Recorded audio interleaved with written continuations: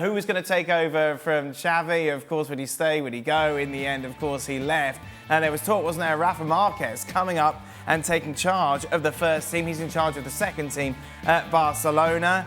He is going to be the new Mexican national coach, according to reports, Alex. This is a developing story, a surprising story.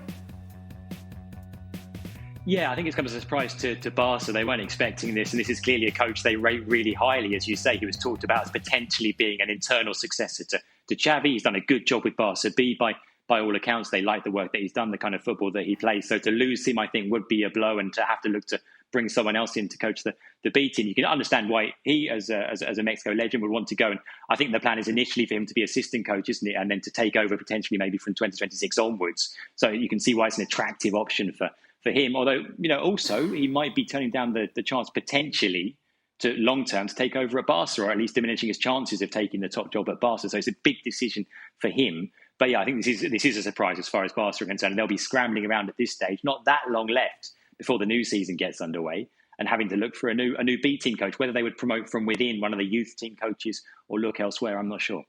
Shaka, Football America's hat on, of course. You've been very much involved with many hats.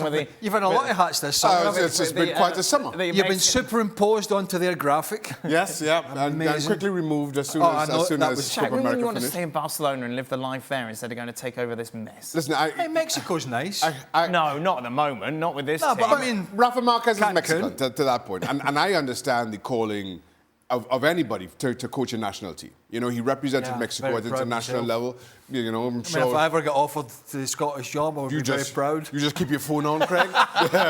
You just keep your phone on. That's why the phone's been off. That's why I've got That's the one problem, isn't it?